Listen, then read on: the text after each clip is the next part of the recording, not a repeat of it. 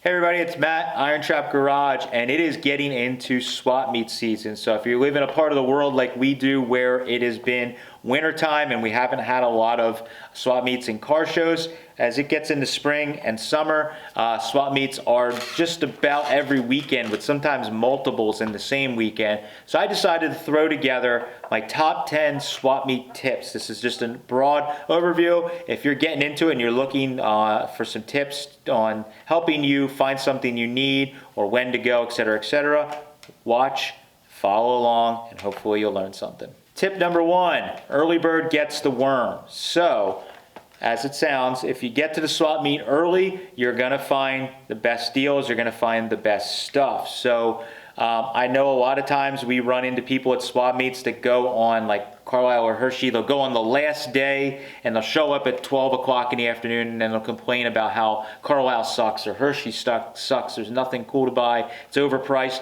Well, that's because everybody else has been running around all day or days before, and a lot of the deals have been, picked clean. So, especially on the smaller swap meets that are one day, if you have a local swap meet that might only get 20 to 50 vendors, you need to get there early and you need to wander around right as everybody's setting up. And the nice thing is you'll be in and out of the swap meet pretty quick, and you can either go to the car show that's at the same location, or you can continue on with your day and get something done. The other way, with the early bird gets the worm is participate in the swap meet.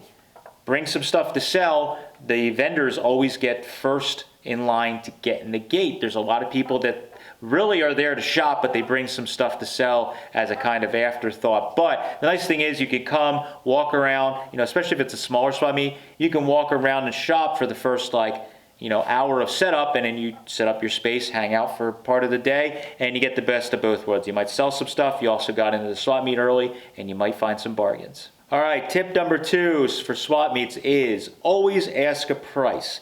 I know this is tough, and when I first started getting really heavy into flea markets and swaps, I was kind of timid about asking a price. Let's face it, some of these guys and gals might seem a little intimidating. Some of the older guys, just because they're old, I don't know what the term would be for it, but some of the old guys, they look grumpy, they look like they might be mean and rude to you. A lot of times they're not, or people are just scared to ask a price thinking it's too expensive. You might be surprised because I've run up on some stuff that should be really expensive, and it sat there all day because people just assumed the guy wanted too much money and they never asked him.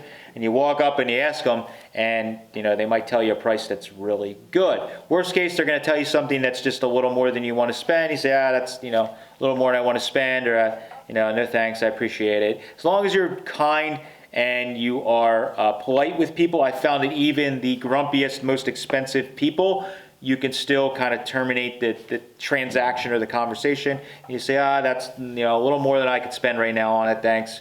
Appreciate it. The other way that's secret about that's nice is you say that, hey, that's a little more than I want to spend or whatever.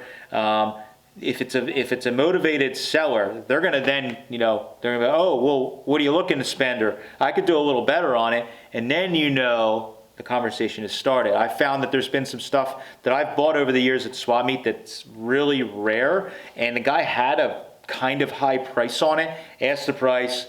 I'm looking, XYZ. That's, thank you. That's a little more than I could justify on that. The part, appreciate it though. And they go, oh, well, what do you want to spend? What they're doing is they're fishing. They throw a real high price out, hoping for the guy, and a lot of people do this at swap meets. They throw some stupid number on something, hoping you get the guy that just has more money than brains, or he needs that part, and he's just going to plop it down, take it, and they're like, woo, they hit a home run because they got the crazy price for it. But a lot of times those people want to negotiate. Some people love haggling.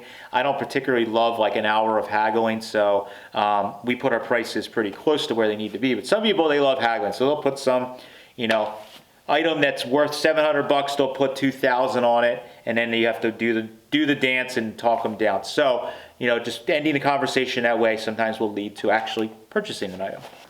All right, my third swap meet tip, that is always ask what else they have at home or if they have anything else.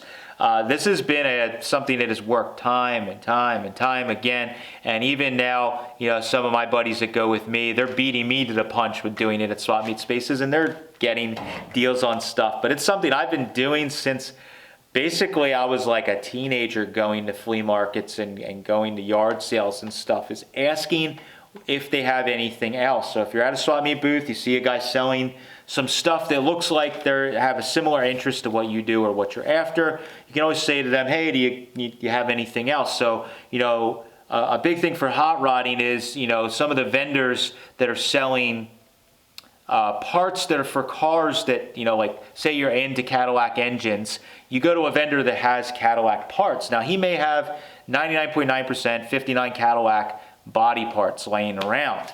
You say, hey, you don't happen to have any old speed equipment for any Cadillacs that somebody had on, fin valve covers or multiple carburetor intakes, et cetera, et cetera.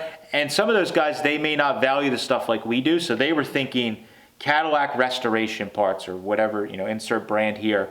And you walk up and ask them, oh yeah, I might have whatever. Good example is Mike was walking to Moultrie, Georgia swap meet with us, and he walked up to a vendor that was selling all stock Buick parts. And he said, you don't got any nailhead stuff laying around. He said, actually, I got this old nailhead I bought from a neighbor that was in a 34 Ford that has 6 carburetors. It was just too heavy to bring. Turns out the guy lived an hour away. He had it sitting at his house. We went there and bought it right from his storage area. And Mike got this kick-ass engine for a really good deal just by asking. The guy didn't have a sign, didn't have anything, just make conversation. It's always good, make conversation. You may get a lead, or you may find something that person has at home that you can buy. Swap meet tip number 4, always bring a bag or a cart and some good footwear. That is something that you always need to have. Nothing will ruin your day than buying stuff at a swap meet and not having a way to carry it. So if you bring a little cart or a wagon, or you bring a bag. So if I'm going to a smaller swap meet where I can park fairly close, maybe there's 20 to 50 vendors or something like that, you can buzz through it. I usually just bring like a little messenger bag or a backpack with. I can walk around. If there is one big thing, you can usually get your vehicle over and pick it up, no problem, or you're not carrying it very far. For the bigger swap meets, definitely make sure that you're bringing some kind of cart or wagon or something like that so that you have a way to get it back to your vehicle. And of course, the second thing is for this tip is good footwear. Nothing will ruin your day worse than bringing some shoes or boots or whatever that will hurt your feet, and you will not be able to walk the swap meet, especially the larger ones. So don't wear your flip-flops. Don't come right from the beach and try and walk the Hershey swap meet with flip-flops, because your feet are probably gonna have blisters by the end of the day. All right, swap meet tip number 5 is bring cash. I talked about this in the Hershey swap meet video, the first one I did, and it was kind of a hit. I had a bunch of people stop us and make a comment that they liked it. Bring cash. Whatever you think you're going to spend, you want to spend, or items you're looking for, what they're going to cost, bring double. It's just a rule. It's swap meet rules. Is that if you go with like no money to a swap meet, you will find something that is more money than you have, and then you're bummed, or you're trying to borrow money from a friend or whatever. So if I kind of think I know the stuff I want to buy, roughly what I want to spend. Double is maybe too much, but you never know. But bring more than you need, because you may walk up on the one thing you need and then something else that's you can't live without, and you got to have that money on hand, because swap meets are still pretty much predominantly cash only. So cash is king. Bring enough money so you can purchase anything you want, and that will give you the ability to buy freely and maybe get a deal on something that if you didn't have that extra cash, you wouldn't even thought about buying. All right, number 6. Make a plan for carrying or moving large or heavy items. It never fails when you go to a swap meet. There's probably something that's really cool and really cheap, and it's big, heavy, awkward, whatever. Have a plan in your head. So that's why many years ago I went and bought myself a pickup truck that is my runaround beater pickup truck for hauling trailers, going to swap meets. I don't care about throwing stuff in it, whatever. Because you need to have a good pickup truck, of course. If you're just getting into this stuff, get a truck. It's very helpful, because if you go to a swap meet and there's something stupid, a chassis or a gas pump or whatever, and it's really cheap, you don't want to have to be like, oh man, I wish I had my car. You can just buy it and put it on. The other thing is, if it's a big swap meet, have a plan. How are you going to get this stuff back to the car? If you think about this days ahead of time, you can maybe get yourself a plan, whether it's leaving a cart or a wagon in the truck and you can go get it and then wheel it around the swap meet, or it's having a buddy with you and you guys kind of understand, hey, we got to I'm looking for a chassis. We're gonna have to carry this thing, and you have a plan of some sort. That always helps. All right, tip number 7 for swap meet hunting is have a buddy. Buddy system is always good. It's good to have a buddy so that you have somebody with you that if you split up at a swap meet, you guys know what you're looking for and you can communicate and cover more ground.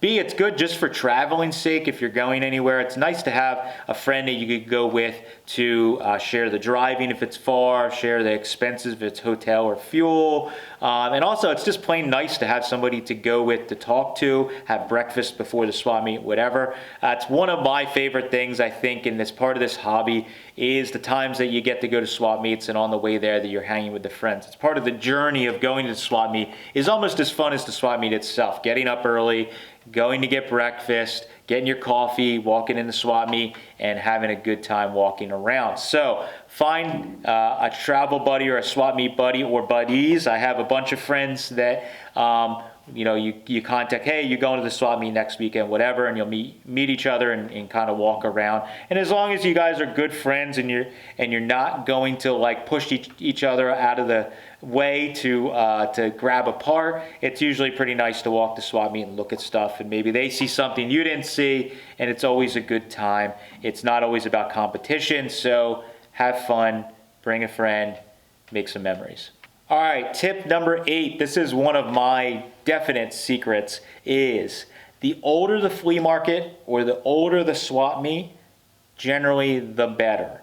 So especially when it comes to antique car part flea markets, that rule of thumb is almost always true. So if there is a swap meet that's, they advertise 45th annual, spring antique car swap meet, that swap meet's pretty good because there's been guys going there for a very long time. So there's going to be older enthusiasts that are there selling stuff. They may only come out there once a year. And also more people will come out just because historically that swap meet has been good. So there are some flea markets and swap meets in our area that are run by like the local early V8 club. And while the swap meet is not huge, there's a lot of times vendors that are local that only come out to that swap meet, and maybe they'll do Hershey, but they do that swap meet every year for 50 years, and it's worth going to. And you always find some treasures that pop up there, just like oddball stuff or rare stuff that's just been squirreled away in their garage and they bring it out. So if you have swap meets in your area and you're trying to